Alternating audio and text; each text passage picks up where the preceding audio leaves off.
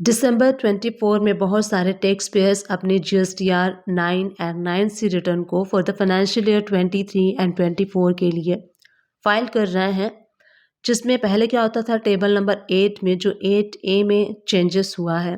पहले क्या होता था टेबल नंबर 8A में जो डेटा आता था वो 2A से आता था, अब 2B से आ रहा है।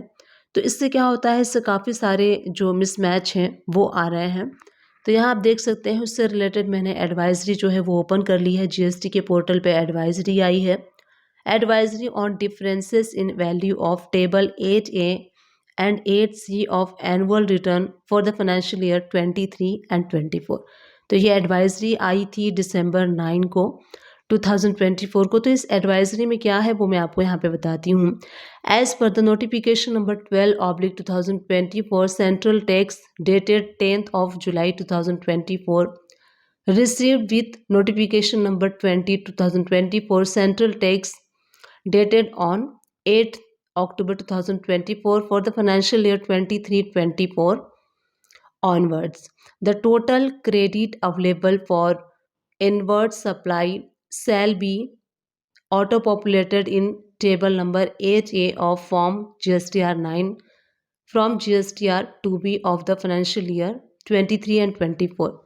नोटिफिकेशन नंबर 12 जो कि आया था 10th of July और नोटिफिकेशन नंबर 20 जो कि आया था 8 अक्टूबर। इसमें क्या था फॉर द फाइनेंशियल 23-24 के लिए जो आपका ITC होता था टेबल नंबर 8A में GSTR 9 में टेबल नंबर 8A में आपका जो ITC आता था वो GSTR 2B के बेसिस पे आता था, फाइनेंशियल 23-24 के बेसिस पे आता था। और further in the table of 8C of form GSTR 9 total value of ITC, और जो कि आप इसको नेक्स्ट ईयर में अवेल कर सकते थे। अब सेकेंड कॉलम में क्या है, सेकेंड कॉलम में ये है कि पहले था कि आपका जो टेबल नंबर 8 है 8A में कुछ चेंजेस हुए थे, जिसमें क्या था पहले टेबल नंबर 8 में क्या होता था डेटा आपका 2A से आता था, बट बाद में 2B से आ रहा है। अब 2B से आने के वजह से बहुत सारे मिसमैच आ रहे हैं। तो नेक्स्ट आगे यही लिखा है, इस वजह से टैक्स पेयर्स ने काफ़ी टिकट रेस किए हैं।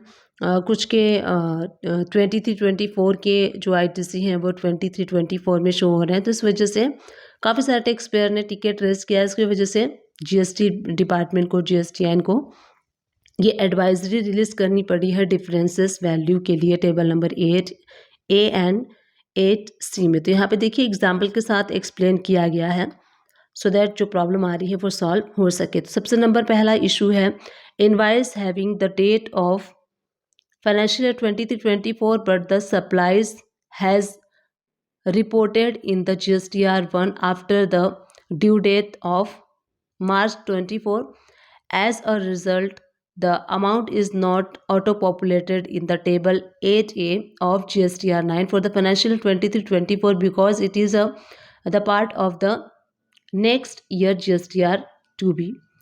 So, how to report such transaction in the GSTR 9 for the financial 23-24?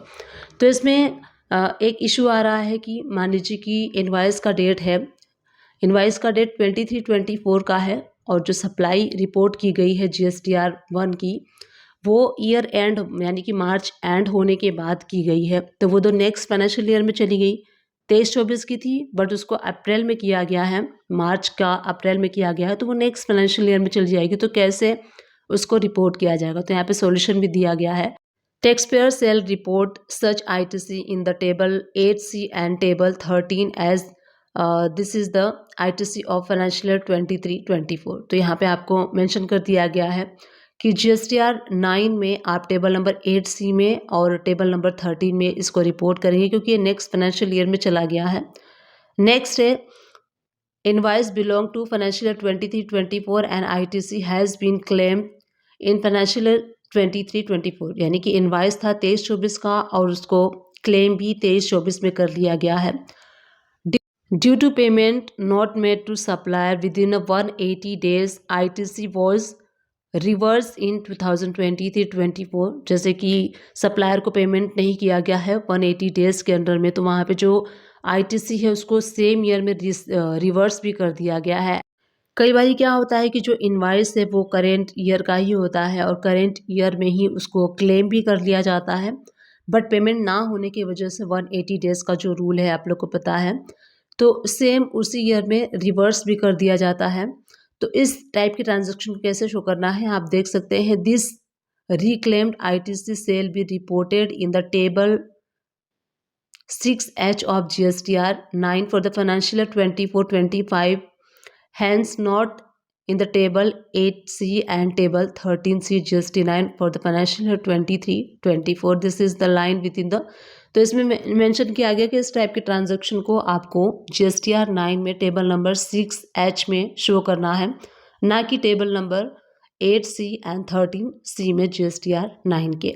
Third issue क्या है, invoice belong to financial 23-24 but good not receive in 23-24, therefore ITC is claimed in table number 4A5 and GSTR 3B and reverse in table 4B2 as per the guidelines of circular 170 and such ITC reclaimed in the next financial year 24-25। तो कुछ invoices जो होते हैं वो current year से belong होते हैं, but वहाँ पे गुड रिसीव नहीं होता है। तो उस केस में क्या होता है, जो आईटीसी अगर क्लेम कर ली गई है तो उसको रिवर्स किया जाता है टेबल नंबर 4A5 में, और आप उसको फिर बाद में रीक्लेम भी कर सकते हैं। बट आपको रीक्लेम कब करना है इसमें भी मेंशन किया है। तो इस टाइप का जो आईटीसी है उसको आप नेक्स्ट फाइनेंशियल ईयर में रीक्लेम कर सकते हैं। सॉल्यूशन दिया हुआ है, tax payer shall report such reclaimed ITC in the table number 8C and table 13 as this is the ITC for financial year 23 and 24। तो इस तरीके से आपको टेबल नंबर 8C में एंड 13 में उसको शो करना होता है।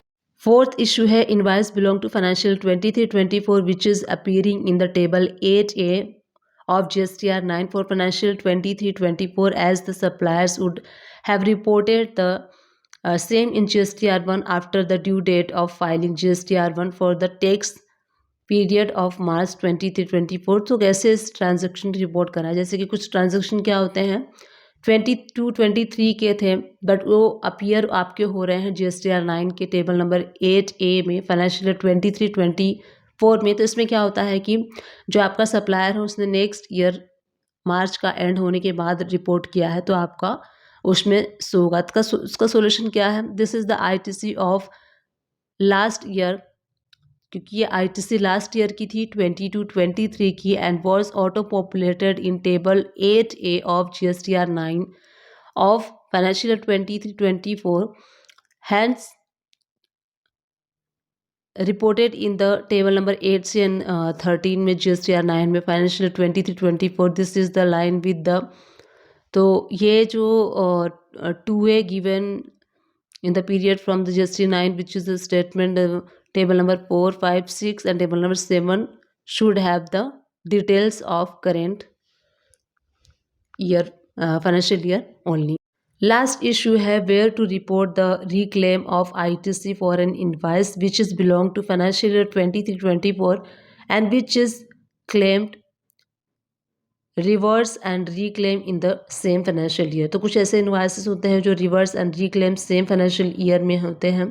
तो यहाँ पे सॉल्यूशन दिया है, इसका सॉल्यूशन में लिखा गया है as already clarified by the CBIC press release 3 जुलाई 2019। पैराग्राफ के में it may be noted that the label in table 6H clearly state that information declared in table 6H is exclusive of table 6B. Therefore, information of such input tax credit is to be declared.